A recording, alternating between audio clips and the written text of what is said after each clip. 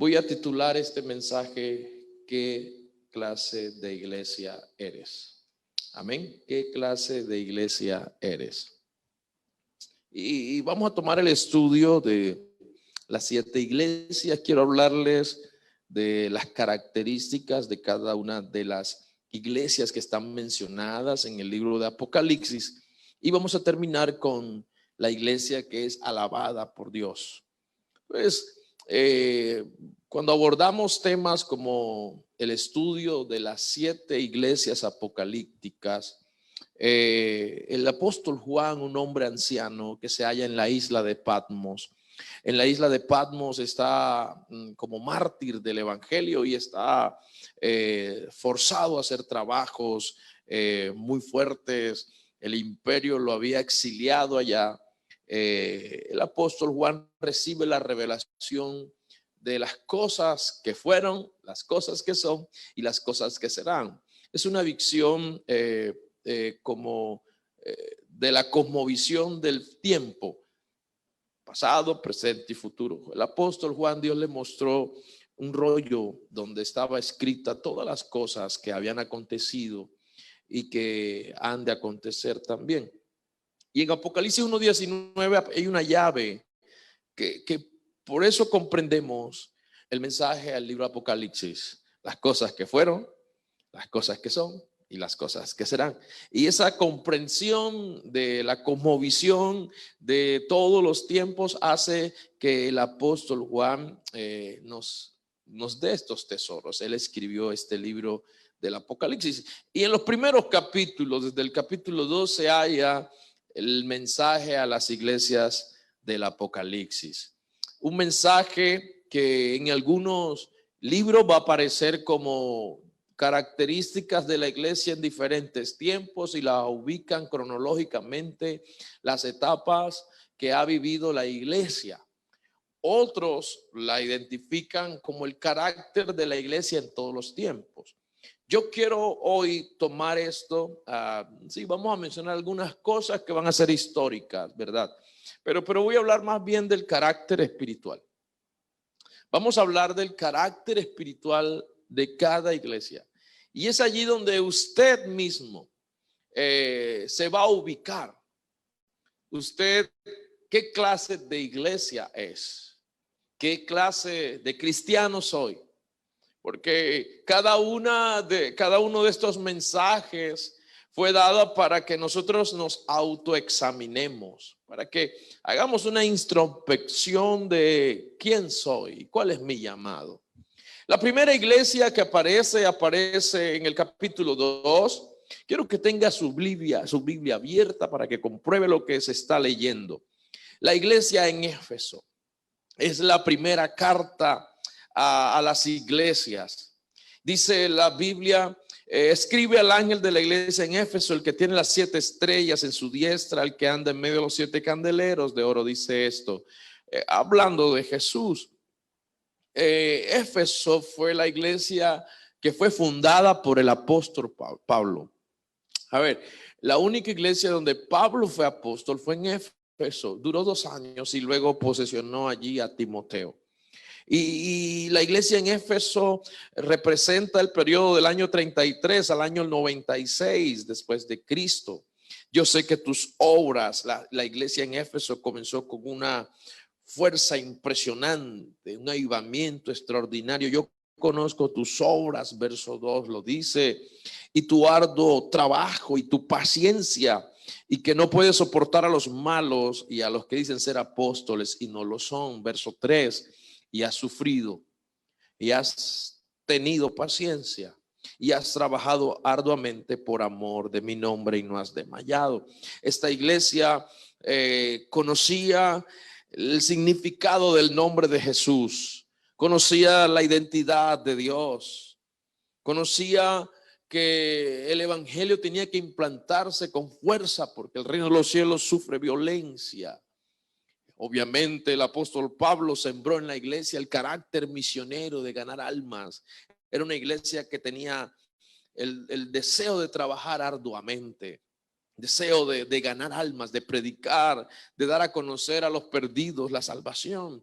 Pero el verso 4 cambia la imagen. Al finalizar la época del año 96, la iglesia estaba cansada.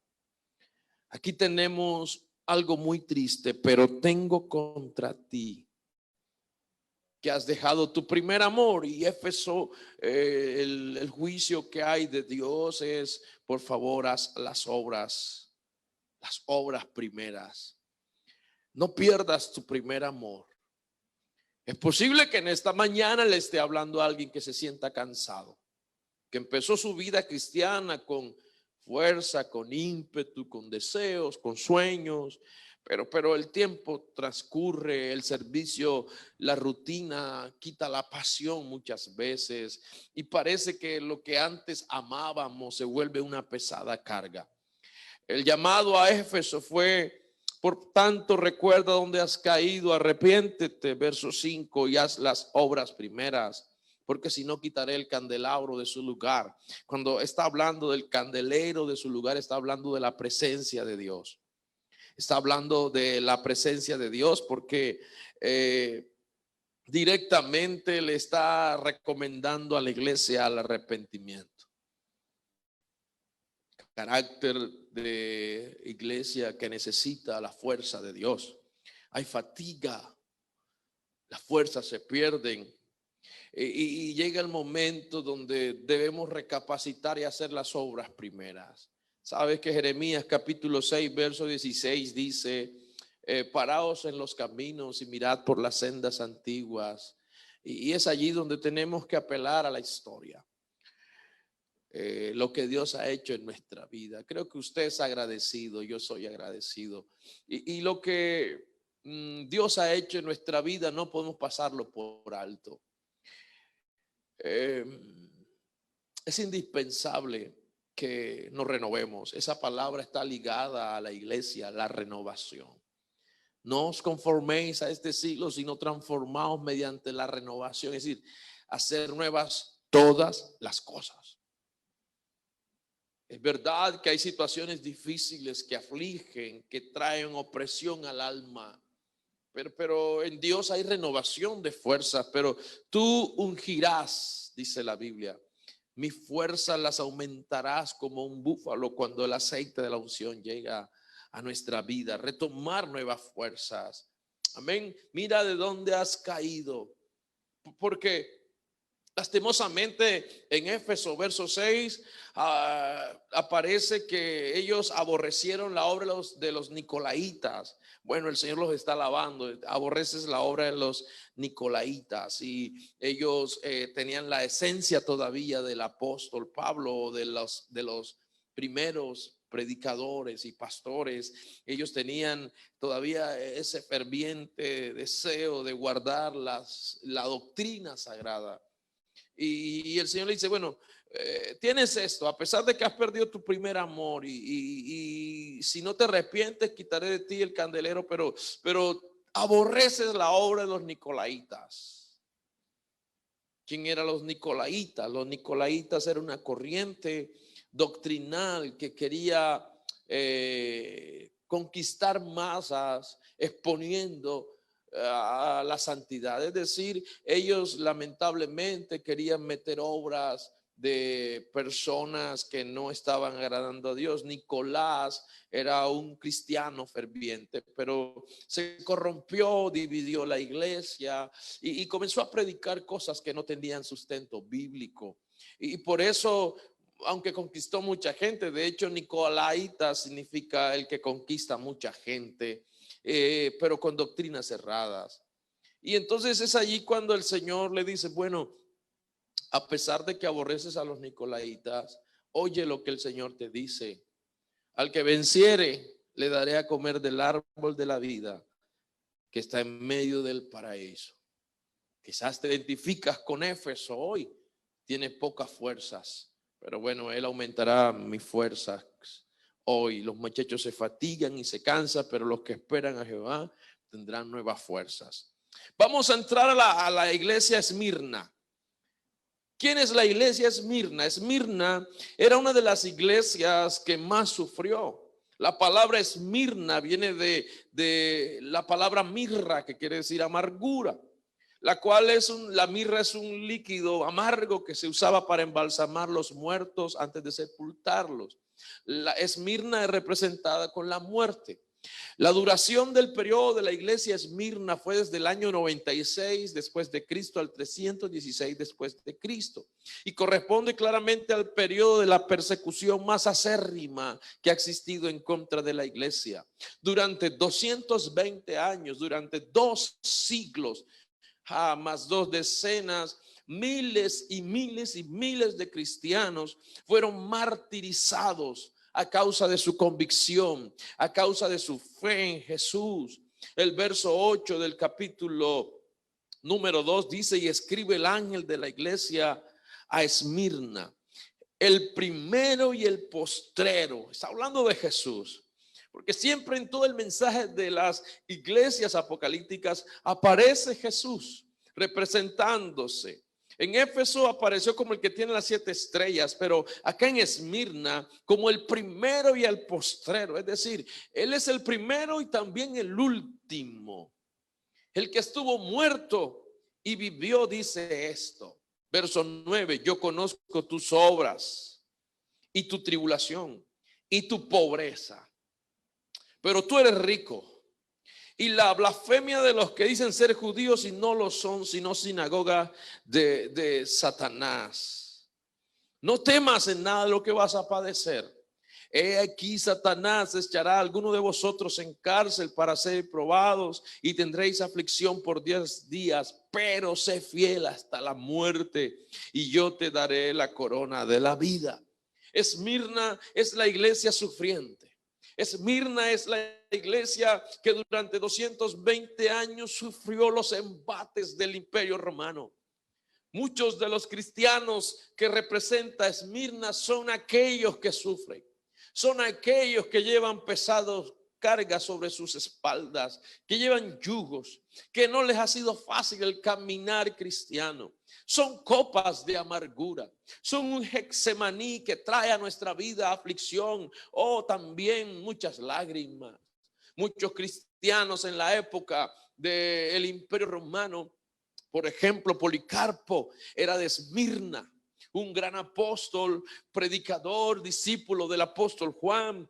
Cuando ya era anciano, lo arrastraron boca abajo, un caballo lo iba arrastrando. Los guardas romanos iban tras él, y el día que lo habían sentenciado a la hoguera, este hombre les dijo: yo sé que el día de mi partida está cerca, sé que he de pasar a los brazos de mi Señor, pero permítanme hablarles del mensaje. Y dice la historia que Policarpo, aún sabiendo que ese día iba a morir, les predicó a los guardas, y los guardas dijeron: pero ¿cómo vamos a llevar a este hombre a la hoguera? Nos acaba de cambiar la vida. Los 2 guardas se convirtieron al evangelio. Dice la historia también que el emperador fue y le dijo a Policarpo: yo puedo salvarte, puedo absolverte de toda culpa, solamente niega tu fe en Jesús. Y la famosa frase dice: yo he vivido 86 años sirviendo a mi Señor, y Él ha sido mi amigo más fiel. No puedo blasfemar, no voy a negar su nombre aun cuando esté enfrente de la cruel muerte. Y trataron de prenderle la hoguera, pero las llamas no podían tocarlo. Muchos de los que estaban viendo el martirio de Policarpo se convirtieron al evangelio. El emperador, enfurecido, mandó empalarle, es decir, le atravesaron verticalmente un palo por todas sus entrañas. Ese es el famoso mártir, y él representa a muchos cristianos que fueron llevados también al Coliseo romano, que eran puestos en la vía Apia como hogueras, que se los echaban a los leones. En esa época muchos cristianos se iban a las catacumbas a adorar a Dios. Tenían el logo del pescado. Cuando usted ve el logo del pescadito en los carros, ese logo del pescadito representa que ese era el símbolo por el cual se identificaban. Y tenían que reunirse en catacumbas al lado de cadáveres o de huesos, de osamentas, y allí adoraban a Dios. Hay un libro maravilloso que se llama El mártir de las catacumbas. Habla de muchos soldados romanos que entraron allí para llevar cautivo a los cristianos. Entraron siendo los capturadores, pero salieron siendo cristianos. Porque algo pasa cuando tú vives el evangelio. El apóstol Pablo, escribiendo a Corintios, dice que esta leve tribulación producirá en nosotros un cada vez más eterno y glorioso peso de gloria. La tribulación trae a nosotros ensanchamiento. Salmo número 3, número 4, cuando yo estaba en angustia, tú me hiciste ensanchar. Esmirna representa el sufrimiento. Quizás de los que le estoy predicando en esta mañana se identifican con la iglesia Esmirna. Has sufrido, has tenido momentos duros, pero mira lo que dice Dios: no temas, no temas por lo que estás pasando. Es posible que el mismo Satanás se levante en contra tuya, pero sé fiel hasta la muerte. Sé fiel hasta la muerte. Yo te daré la corona de vida. Sé fiel hasta la muerte. Quizás muchos perdieron sus casas, quizás perdieron familiares, quizás lo llevaban al Coliseo Romano, pero ellos nunca negaron de su fe en Jesús, porque había algo grande dentro de su corazón: el amor hacia Dios, el amor hacia un Dios que había entregado los tesoros del cielo. Mas Dios muestra su amor para con nosotros, que siendo pecadores, Cristo, el ungido, murió por nosotros. Recuerdo una historia tomaron a unas jovencitas y las llevaron al Coliseo Romano arrastradas, semidesnudas. El Coliseo gritaba: mátenlos, maten a esos cristianos. Solamente con el dedo del emperador, si lo hacía hacia arriba o si lo hacía hacia abajo, representaba la muerte. Estaba en sus manos la vida de esas jovencitas. Y los leones estaban allí en las jaulas. Y el emperador dijo: yo también puedo absolverles. Solamente nieguen a Jesús delante de todo este escenario.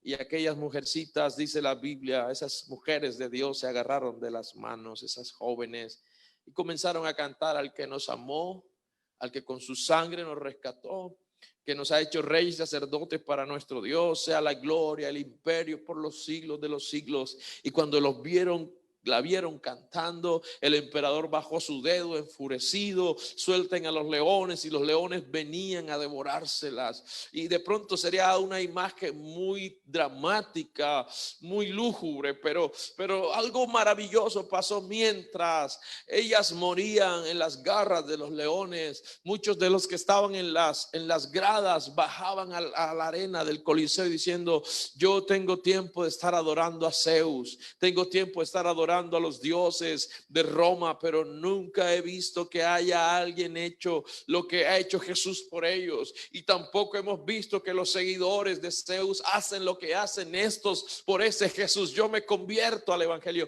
Y se morían 5, 10, pero de las gradas salían 100, salían 200, porque este es el reino de los cielos. El libro de las catacumbas dice: la sangre de los mártires es nuestro combustible.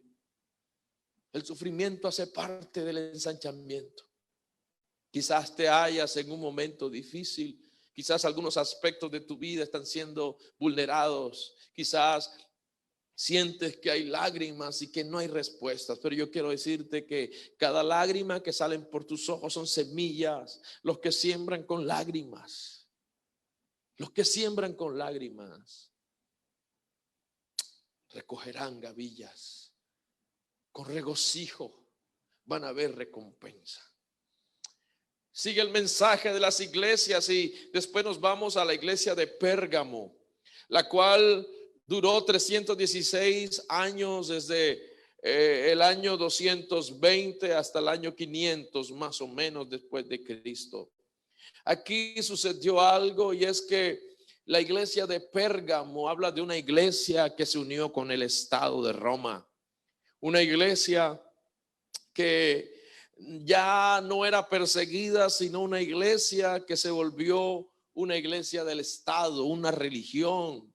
se legalizó el cristianismo. Comenzó cuando el emperador Constantino, que era el emperador del imperio de Roma, tuvo un sueño y vio una cruz, y desde ese día legalizó el imperio romano, y entonces la iglesia se volvió ahora imperial, poderosa, rica en muchos recursos. La palabra Pérgamo viene de la palabra peri y de la palabra cosmo, que quiere decir matrimonio. Matrimonio gamio quiere decir la iglesia que se casa con el mundo. Pero aquí vienen las palabras fuertes de Dios para Pérgamo. Escribe el ángel de la iglesia a Pérgamo. Y ahora veo a Jesús, dice: el que tiene una espada de dos filos, dice esto. Ya no es el Jesús de las 7 estrellas, ya no es Jesús el que daba mandamientos o palabras de resurrección, sino que ahora veo a Jesús enfurecido, con espada en mano. Yo conozco tus obras y donde moras, y lastimosamente estás morando donde Satanás ha puesto su trono, pero retienes mi nombre y no has negado mi fe. Habla de que la iglesia, a pesar de que estaba siendo dominada, la iglesia que estaba siendo influenciada por el imperio de Roma, tenía obras de caridad. Se crearon monumentos, se crearon hospitales, se hacen buenas obras, pero las buenas obras no salvan a nadie. Y por eso es que el Señor les dice a la iglesia en Pérgamo: tengo unas cosas contra ti, que retienen la doctrina de Balaam. Balaam fue el profeta. Por allá en Números aparece Balaam dándole un consejo al rey, diciendo: mira, contra ellos no podemos maldecirlos, hablando de Israel, pero haz que los hombres de Israel miren a las mujeres moabitas. Y comenzó la unión del espíritu con la carne en algo simbólico. Y cuando hablamos de la iglesia en Pérgamo, estamos hablando de cristianos que aún están casados con el mundo, que aún les gustan las cosas del mundo. Cristianos que todavía anhelan las fiestas paganas. Cristianos que todavía su corazón, aunque amen a Dios, aunque hayan tenido experiencias, no se han desprendido de manera total del mundo, sino que dentro de ellos hay amistad con las cosas que Dios rechaza. Oh almas adúlteras, ¿no sabéis que la amistad con el mundo es enemistad contra Dios? Porque el mundo pasa y sus deseos, pero el que hace la voluntad de Dios permanece para siempre. Satanás sabía que no podía con la iglesia. Si seguía persiguiendo a la iglesia, esa iglesia se iba a multiplicar, y cambió la táctica. Quiso hacer algo similar, algo parecido, y eso ha sido una gran victoria para él, hacer algo que parece bueno. Y mucha gente se deja llevar por lo que parece bueno. Iglesias que hoy se fundan en todo lugar, donde no predican la sana doctrina. Palabras que se predican, palabras que no están basadas en la escritura. Y así como dice Isaías 4, las mujeres dijeron: no queremos tu comida, no queremos tu vestido, solamente danos tu nombre. Y eso es lo que quieren, hablar en nombre de Dios, pero preparan su propio pan. La palabra tiene que ser preparada en el horno de Dios, no en tus propios hornos. Tú no puedes comer lo que no alimenta tu espíritu, porque de pan no solamente vivirá el hombre, sino de la palabra que sale de la boca de Dios. Y cuando Isaías 4 habla de que rechazaron el vestido, habla de la santidad, el carácter puro e innato de Dios. No puedes asistir a una iglesia donde no se predique la santidad. No puedes seguir a un líder que no sea santo. No puedes vivir una vida alejada de Dios. Aquí no se trata de crear puentes redentivos entre lo que es bueno y lo que es malo. No, aquí predicamos, así nos llamen fanáticos o nos llamen legalistas. No, aquí predicamos que el pecado se llama pecado. Yo no puedo, por mi propio parecer, a mí no me parece que esto sea, no vivimos por nuestra propia prudencia. Es que en mi casa hacen esto. Es que en mi casa me enseñaron. No vivimos cultura tampoco. Nosotros vivimos una nueva vida en Cristo. Dice Romanos capítulo 6, dice que perseveraremos en el pecado para que la gracia abunde. En ninguna manera, porque los que hemos muerto al pecado, ¿cómo viviremos aún en él? Hemos sido sepultados para muerte por medio de Jesucristo en el bautismo, para que andemos como Jesús se levantó entre los muertos. Nosotros hemos levantados, aleluya, y vamos a ser unas criaturas nuevas. De modo que si alguno está en Cristo, nueva criatura es. La iglesia en Pérgamo era una iglesia que se dejó influenciar por Satanás. Parecía iglesia, tenían obras de caridad, tenían orfanatos, había limosnas a los pobres, pero detrás de esa fachada estaba Satanás sentado en su trono. La religión hoy está escondiendo a la obra malévola del diablo. De hecho, el anticristo va a salir de ese trono. No se trata de culturas, no se trata de lo que me enseñaron los hombres, se trata de lo que puede decir Dios. Lo que sale de la boca de Dios es bueno. Balán lastimosamente indujo al pueblo a comer cosas sacrificadas, a adorar a ídolos y a cometer fornicación. El pecado entró a la médula. Aleluya. Pérgamo también retuvo a los nicolaitas. Pérgamo permitió doctrinas cerradas. ¿Cuántos cristianos hoy abren su corazón a cosas que no le agradan a Dios? Cosas que desechan los ojos de Dios. Yo soy un cristiano. Yo nací de nuevo. Esa debe ser nuestra consigna. Aunque estos días son fiestas que hay fiestas o estas fechas te van a recordar fiestas donde antes que te convirtieras, tú andabas. Ya no tienes que recordarlas. De hecho, borra las fotos que aparecen en tus recuerdos de redes sociales. Vergüenza debería darnos. Me daría pena que me vieran lo que yo era antes, que me vean ahora lo que soy. Porque antes estaba sin la gracia de Dios, pero ahora he hallado la salvación y el rostro de Cristo se impregnó en mí. Ya no vivo yo, decía el apóstol Pablo, ahora vive Cristo en mí. Oh, yo no quiero ser iglesia Pérgamo. Oh, no quiero crear alianzas con el mundo. Oh, no quiero, me rehúso a vivir según las condiciones de mi propio pensamiento, porque es posible que mi pensamiento cambie. Es posible que mis palabras cambien porque soy hombre y me equivoco, pero hay algo que no va a pasar nunca. Aunque los cielos y la tierra pasen, la palabra de Dios va a permanecer para siempre. Y esta palabra bendita es la que direcciona al hombre hacia el cielo. Escudriñad las escrituras, porque os parece que en ella halléis la vida eterna. No seamos iglesias Pérgamo. Oh, no toleremos el pecado. Oh, mi casa, mis hijas, mi esposa está consagrada a Dios. La ropa que tengo, todo lo que hay, me lo ha dado Dios. No puedo dárselo a los ídolos.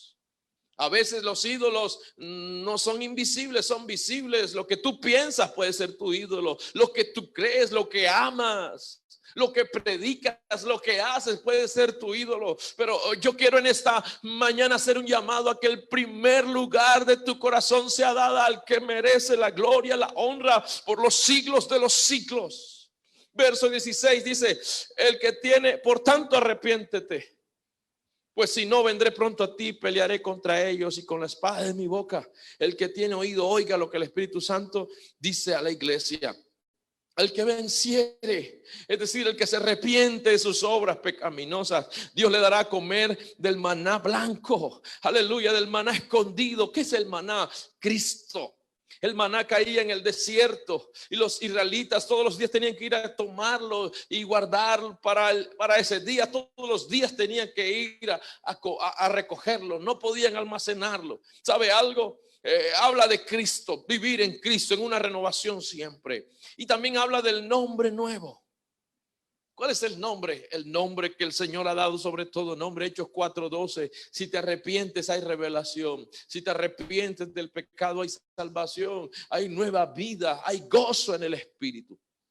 Seguimos con el mensaje y dice la Biblia, verso 18, habla aquí el mensaje a la iglesia en Tiatira. La iglesia en Tiatira quiere decir la iglesia del continuo sacrificio. Lastimosamente, Tiatira representa la época más oscura, la época de la superstición y la ignorancia.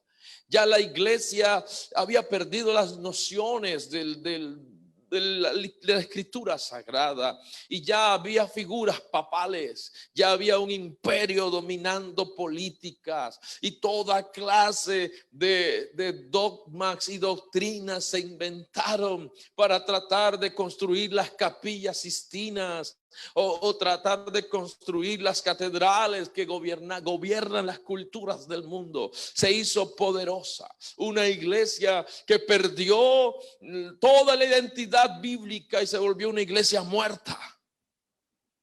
El verso 18 dice: escribe el ángel de la iglesia de Dios, el Hijo de Dios. A la iglesia en Tiatira, el Hijo de Dios, el que tiene ojos como llamas de fuego. Jesús los estaba mirando enfurecido. Yo conozco tus obras.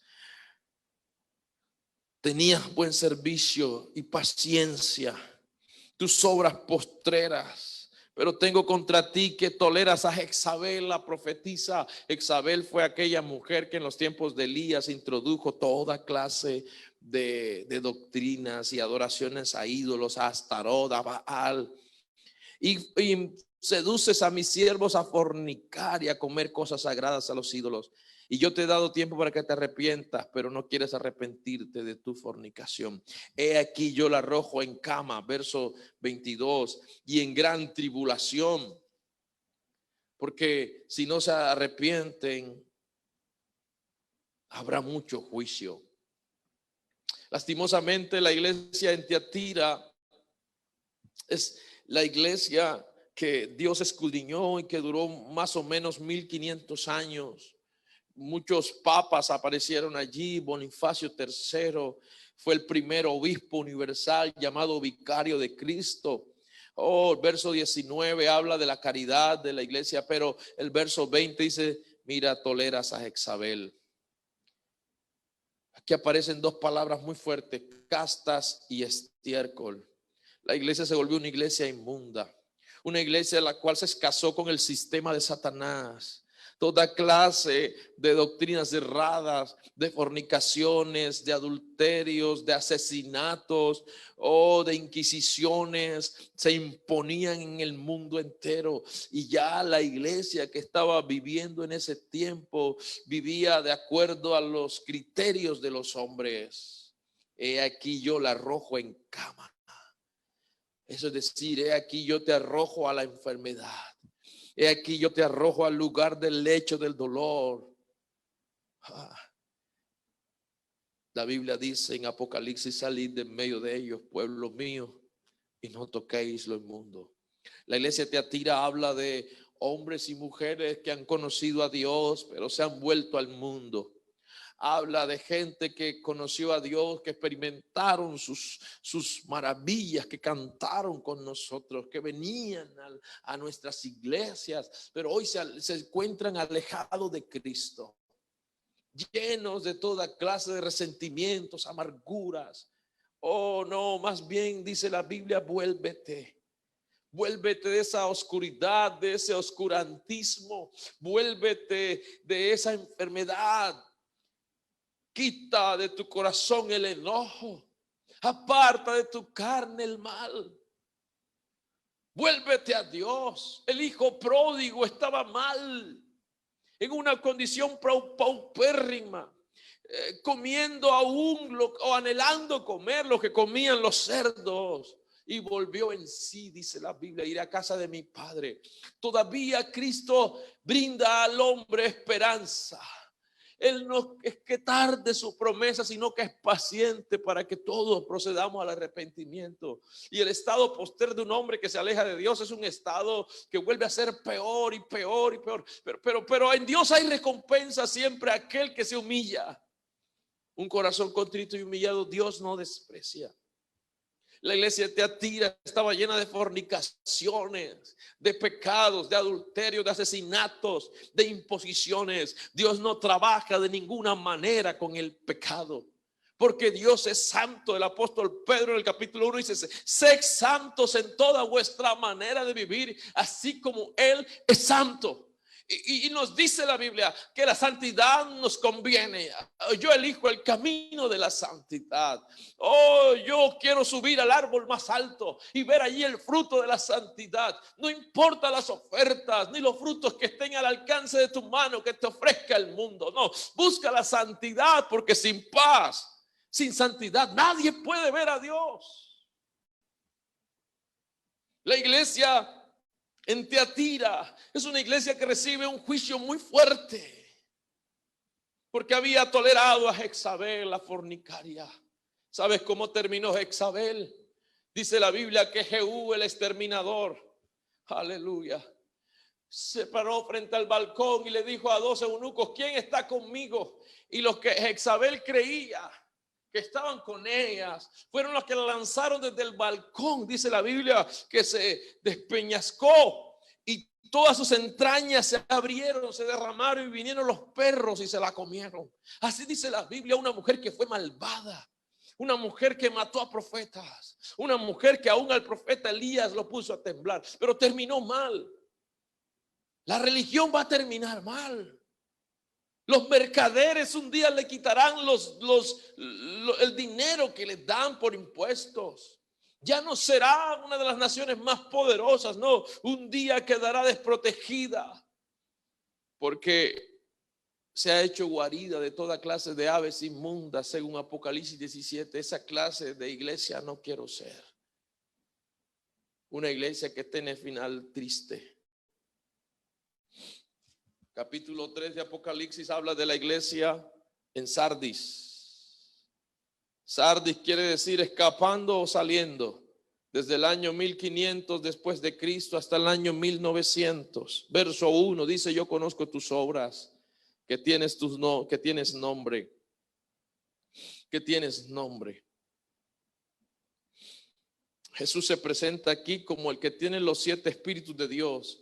Según Isaías 11 habla del carácter del Espíritu de Cristo. Los 7 espíritus de Dios no es que son diferentes identidades, no, habla del carácter, habla de la bondad de Dios.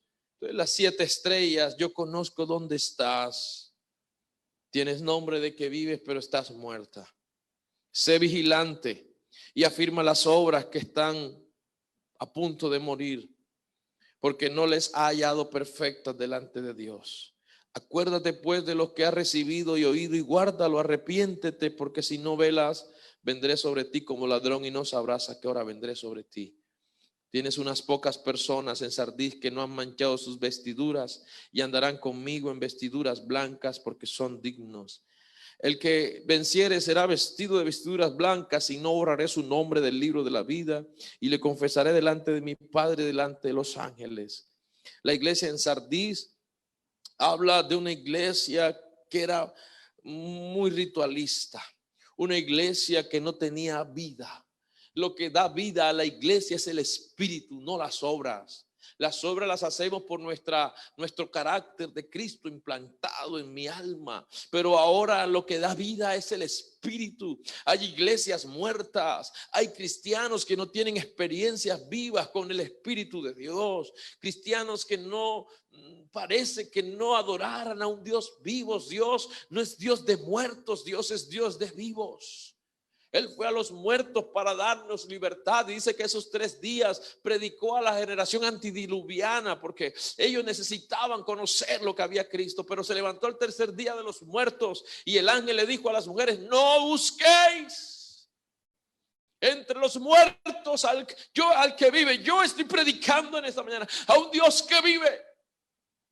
que permanece para siempre, al primero, al último, al alfa, al omega, al principio, al fin, el que era, el que es, el que ha de venir, el todopoderoso, un Dios vivo. Aparece Martín Lutero, 31 de octubre de 1517. Quiso reformar, pero no pudo hacer nada. Porque sin el Espíritu Santo, sin el motor que trae crecimiento a la iglesia, no podemos. Puedes implantar bibliotecas, universidades, hospitales. Son buenas obras, pero eso no atrae salvación. Se necesita el Espíritu de Dios. Se necesita la vida. Los que vivifica el Señor Jesús le dijo a sus discípulos: mira, no se muevan de Jerusalén. Ustedes van a crear el avivamiento más grande, van a exponenciar el poderoso mensaje del evangelio, pero no lo hagan sin el poder del Espíritu Santo. Y recibiréis la autoridad y recibiréis el poder cuando haya venido sobre vosotros el Espíritu Santo. Necesitamos vida. Por eso sucede algo cuando alguien llega a la iglesia. No estás viendo a un simple predicador, no estás viendo a unos muchachos cantar, sino que hay algo grande dentro de ellos. Es el Espíritu de Dios que convence al hombre de pecado, de justicia, de juicio. Y por eso la palabra arde en el corazón y las almas se arrepienten y vienen buscando el precioso evangelio. Porque el Espíritu te guía a la verdad. Oh, esta iglesia es la iglesia del Espíritu. Esta iglesia es la iglesia que predica la doctrina como está escrita en la Biblia. Esta palabra está puesta para que tú puedas escudriñarla y hallar la vida eterna. Aleluya. Al final de la iglesia o del periodo de la iglesia, en Sardis aparecen reformadores como Juan Knox, William Tyndale o Juan Wesley, grandes predicadores y reformadores que tuvieron que tener una experiencia con el Espíritu Santo. Ya poco a poco se iba metiendo la idea de que se abriera la oportunidad de hablar en nuevas lenguas, la glosolalia. Juan Wesley tuvo que tener una experiencia con la glosolalia, que es el hablar en lenguas. Tuvo que tener la experiencia porque fue pastor, era de la iglesia metodista y predicaban buenas obras y decía: más el justo por la fe vivirá. Y hablaban de fe, pero necesitaban tener una experiencia con el Espíritu Santo. Y por eso dice la historia que viajó a los Estados Unidos y en la época de los grandes avivamientos, Juan Wesley pudo darse cuenta que necesitaba ser lleno del Espíritu Santo. En la época de Sardis aparece en 1400 la primera imprenta de Juan Gutenberg. El primer libro que se imprimió fue la Biblia. En 1492 Cristóbal Colón descubrió América. En 1517 Martín Lutero trajo las 95 tesis allá en Wittenberg. 1620 aparecen ingleses que tenían ideas de la primera iglesia, se llamaban los moravos, que hablaban de hablar en nuevas lenguas. También aparece Juan Wesley en 1800. Y eso es lo que habla con el verso 4. Y más tienes unas pocas personas que buscaron la reforma, buscaron no ensuciar sus vestiduras, buscaron la identidad, buscaron el avivamiento, buscaron el Espíritu Santo. Es posible que muchas veces nos hemos enfrascado solamente en las obras. Y quizás usted dice: voy a la iglesia, me he visto como cristiano, canto, pero necesito algo más. Esa gente que tiene sed de las cosas espirituales son la gente que Dios le da la oportunidad de ver su gloria en sus vidas.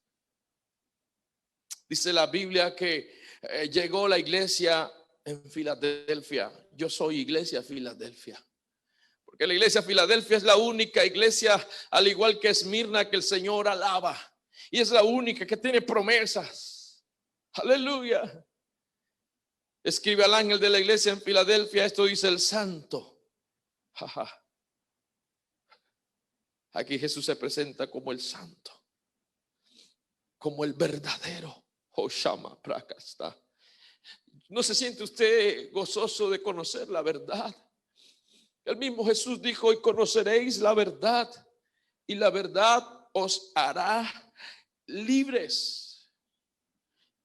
El Espíritu de verdad, Juan 14, el cual el mundo no le ve ni le conoce, pero ustedes le ven porque mora con ustedes, está con ustedes y estará en ustedes. Hablaba de Jesús, en su manifestación como Espíritu Santo. Oh, aleluya. Habla de la santidad porque Él es santo. Él es santo en todo lo que hace. Y nos da su atributo comunicable. La santidad es un atributo comunicable que nos da Dios. Mira lo que dice el que tiene la llave de David. ¿Cuál es la llave de David? La adoración. A Dios le encanta que le adores. A Dios le encanta que lo adores. Él busca verdaderos adoradores que le adoren en espíritu y en verdad. Esa es la llave de David. David era un adorador. David aún en tiempo de ley se saltó la ley, se entrometió a la gracia y pudo adorar a Dios. Y pudo entender que Dios es más que rituales. Dios es más que religión. Que la relación con Dios es vida en el espíritu. David lo comprendió. Esa es la llave de David.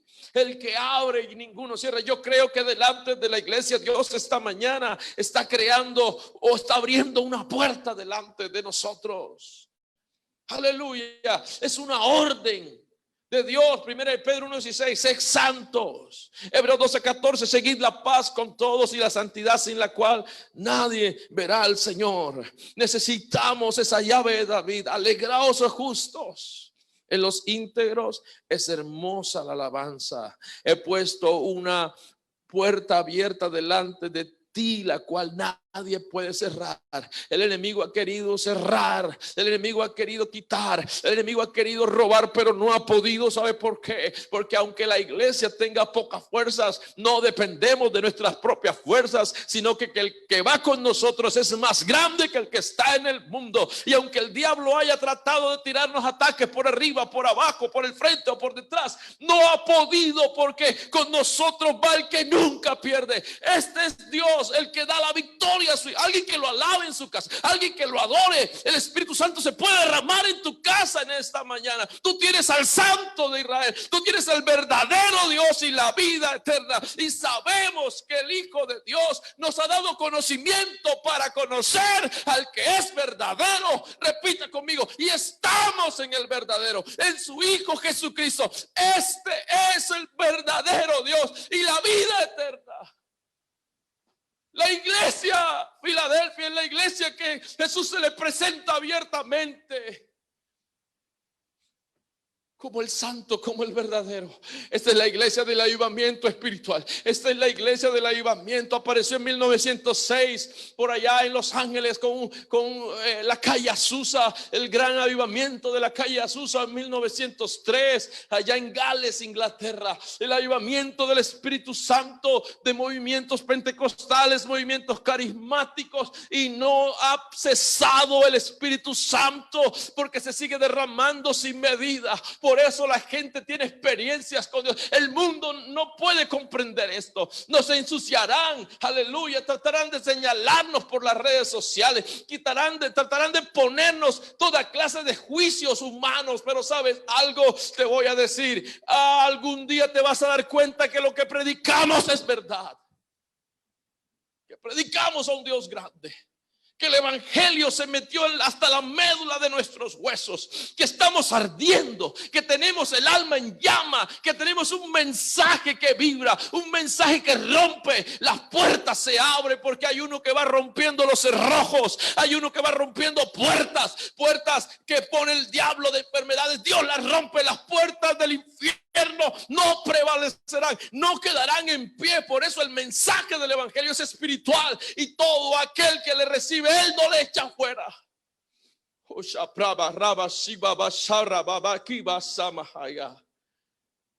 Estoy predicando en esta hora a la iglesia que tiene llaves. Tienes una llave.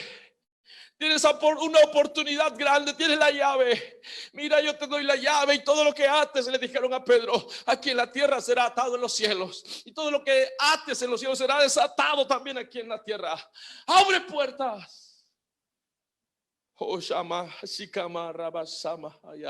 Las puertas que Dios abre es la puerta de la salvación. Por ejemplo, en los días de Noé, cuando todo el mundo fue advertido de las cosas que aún no se veían. Dice la Biblia en Hebreos 11 que Noé construyó el arca y se salvó él y su casa y fue llamado heredero de la justicia.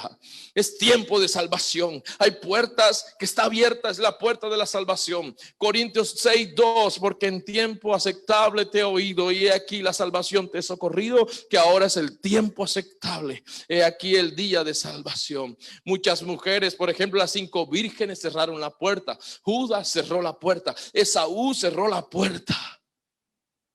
Aleluya. Otra puerta que se abre es la puerta de bendiciones. Cuando tú consagras a tu primogénito, al que abre matriz, tu primer hijo es de Dios. Cuando tú encomiendas tus obras a Dios, cuando le entregas a Dios tus pensamientos, Proverbios 16:3, serán afirmados. Puerta de servicio, entonces serán llamados algunos discípulos y les dará autoridad sobre espíritus inmundos para que echasen fuera toda enfermedad, para sanar toda dolencia. Dice la Biblia que fueron llamados al servicio y la iglesia está llamada al servicio y nosotros debemos tener esa puerta abierta. Aleluya. He aquí yo vengo pronto. Se va a abrir una puerta muy pronto. Todo lo que está sucediendo en el mundo nos está diciendo que muy pronto el que ha de venir vendrá y no tardará. He aquí yo vengo pronto. Retén lo que tienes para que ninguno tome tu corona. Retén lo que tienes para que no se te quiten las recompensas. Aleluya.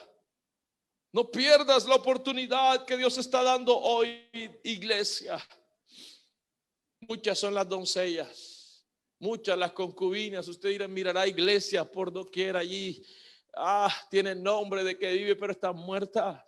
Pero una es la iglesia amada, una es la iglesia escogida, una es la iglesia que adora al Señor. Una es la iglesia que se entrega en pasión desbordante por lo que Él es y por lo que Él hace. Aleluya. Oh, qué bueno que hoy podamos decirle al Señor: Señor, yo quiero ser una iglesia con características espirituales, con características que hablen del fruto del Espíritu. Verso número 11 o 12: el que venciere, yo le haré columna en el templo de mi Dios y nunca más saldrá de allí, y escribiré en él el nombre de mi Dios. Usted le ha sido revelado el nombre que es sobre todo nombre, y en ningún otro hay salvación, porque no hay otro nombre bajo el cielo dado a los hombres en el cual podemos ser salvos. Es en el nombre de Jesús. A los que creen en su nombre les dio o echarán fuera. Estas señales seguirán: echarán fuera demonios, impondrán sus manos a los enfermos, orarán y sanarán, y si tomaran cosa mortífera no les hará daño. ¿Por qué? Porque vivimos amparados en la identidad del nombre y en el poder del Espíritu Santo. Y la última iglesia que aparece es la iglesia de la Odisea. Lastimosamente habla de la iglesia que perdió su prestigio. Por eso les decía que es posible que se vivan las características de cada una de estas iglesias en este tiempo. Y la iglesia de la Odisea es la iglesia de la apostasía. La iglesia que le dicen: no eres ni frío ni caliente. La iglesia que es trasbocada. En otras palabras, la iglesia que es vomitada. Iglesias que suben toda clase de apostólicos estar, toda clase de instrumentos, toda clase de hombres y mujeres ministran a Dios como sean, se visten como sea, viven como quieren, pantalones rotos, peinados raros. Y esa es la iglesia de hoy de las redes sociales. Y muchos como que quieren, anhelan tener lo que ellos tienen. No, yo no cambio lo que Dios me ha dado. Mi heredad no está a la venta. Mi herencia es una herencia muy grande. Tengo propiedad en los cielos. No voy a cambiar la gloria de Dios por la gloria de este mundo. La iglesia de la Odisea es la iglesia que permite toda clase de doctrinas y la considera sagradas. Eso es parafrasear. Todo lo acomodan. El evangelio de la prosperidad, el evangelio del decreto: y te decreto y ahora te libero, y se hacen llamar apóstoles, y yo soy el apóstol, soy el ungido, soy el salmista, y soy esto y soy lo otro, pero están tibios, no son ni fríos ni calientes, por lo tanto Dios te vomita de la boca. Dicen que en esta ciudad de la Odisea había un acueducto, y en el acueducto alguna vez se metió el agua de las alcantarillas y el agua salía tibia y muchos hombres se enfermaron. Esas aguas estaban putrefactas, no podían mirar los microbios, no parecía agua limpia, pero estaba dañada al parecer también alguna suciedad de un elemento químico, y muchos hombres murieron de problemas estomacales. Y por eso el Señor dijo: por cuanto no eres ni agua fría o caliente, por eso te vomito. Hay mucha iglesia que tiene un pie en la puerta, mucha gente que tiene un pie en la puerta de la iglesia y un pie en la puerta del templo, de la iglesia, mirando al mundo y mirando dentro de la iglesia. Saben lo que pasa en la iglesia, saben cuándo es el retiro, saben cuándo es la campaña evangelística, el campamento, saben cuándo todo lo que sucede, quien canta las canciones se las saben, pero también están mirando atrás lo que miran el mundo, las fiestas del mundo, los amigos del mundo, como los amigos departen y parece como que anhelara estar allá. No, más bien entra y deja que el mundo entierre a sus muertos. Ven y tú y sígueme. La Odisea dice: yo soy rico, me he enriquecido. Esas iglesias tienen megatemplos porque hablan de prosperidad, y hay gente que les siembra millones y millones de dólares, hacen toda clase de campañas, eventos con todas la indumentaria que sea posible, con todos los escenarios. Pero dice la Biblia: hablas que eres rico, pero eres un desventurado, miserable, pobre, ciego y desnudo. Mientras que a la iglesia de la Odisea le dicen: tienes poca fuerza, pero no voy a quitar mi nombre de ti. A la iglesia de Filadelfia le dicen: tengo una puerta abierta delante de ti. A la iglesia en la Odisea le dicen: mira, yo te aconsejo que compres oro de mí.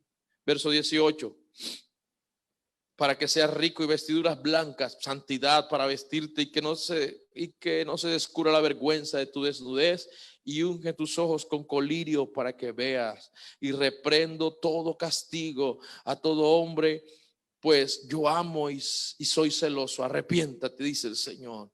Nosotros aquí luchamos para construir o alcanzar una propiedad. No tenemos cómo alcanzar una propiedad, pero tenemos algo más grande. Tenemos algo que no nos los van a quitar. Es la presencia de Dios, y eso es lo más grande. Eso es lo más poderoso. Yo me identifico con iglesia en Filadelfia, la iglesia de las obras amadas. Filadelfia quiere decir amor fraternal. El amor fraternal que está en la verdadera iglesia de Cristo, una iglesia llena de la autoridad, una iglesia llena del poder de Dios, una iglesia de movimientos misioneros. Aún apoyamos las misiones. Una iglesia en Filadelfia donde se derrama el Espíritu Santo, donde hay personas que se bautizan, donde hay personas que cada día se arrepienten y llegan a los pies de Cristo. Yo me identifico con esa iglesia. Levante su mano allí donde está y diga: Señor, yo quiero ser una iglesia, quiero pertenecer a tu santo cuerpo, Dios mío. Somos iglesia. La iglesia no son las cuatro paredes, son nuestras vidas. El Espíritu Santo nos ha hecho su templo. Esa es la iglesia. Levante su mano. Bendito Dios, yo te doy la honra, la gloria, la magnificencia, Señor. La reconozco. Hoy quiero ser, Señor, un hombre con características de tu espíritu. Pon tu palabra en mí. Yo quiero, Señor, que pongas aquí en la congregación puertas abiertas de salvación, puertas abiertas, Señor, de bendiciones, puertas abiertas de sanidad, puertas abiertas, Señor. Yo te pido, Dios eterno, que nos direcciones, que nos ayudes, que tu propósito, Señor, se establezca. Oh Dios mío, aquí estamos dispuestos a guardar la corona, a pelear por ella para que no nos la roben, Señor. Nos has dado el nombre nuevo, nos has dado la autoridad, nos has dado tu Espíritu Santo, Señor Jesús. Yo te pido que nos ayudes, que esta palabra que ha sido predicada corra y sea glorificada en cada vida, allí en cada hogar, en cada familia que se encuentra allí reunida, en cada dispositivo efectivo. Que tu palabra, Señor, corra e impacte vida. Nos identificamos con la iglesia verdadera, Señor, la iglesia que marcha triunfante, la iglesia que va con los brazos arriba, creyendo, aguardando la esperanza bienaventurada de nuestro gran Dios y Salvador Jesucristo. En el nombre de Jesús, en el nombre de Jesús. Oh, aleluya, aleluya. Hermana Yadi, por favor, prepárate una canción para terminar el servicio. Nos identificamos, hermanos, con esta iglesia. Nos identificamos con el cuerpo de Cristo. Si usted nos está escuchando allí y no se ha bautizado, bautícese. Todavía está a la puerta. Jesús está llamando. Acércate a Él. Acércate a Él. Entrégate a Él. Consagra tu vida a Dios. Va a haber recompensas no solo en este siglo, sino en el venidero. Un día el Señor llamará a sus fieles. Un día el Señor llamará a su iglesia, a su amada, a su escogida, a la que Él llama la niña de sus ojos. Una iglesia que ha sido sacada, limpiada, purificada por el nombre de Jesús, por la sangre del Cordero de Dios. Hoy me identifico con esta iglesia. Con la iglesia, me siento, hermano, muy contento, muy emocionado de pertenecer a la iglesia del Señor. Oh, aleluya. Mis hermanos son una bendición, son mi familia. Allí envía el Señor bendiciones y vida eterna. Gloria al Señor.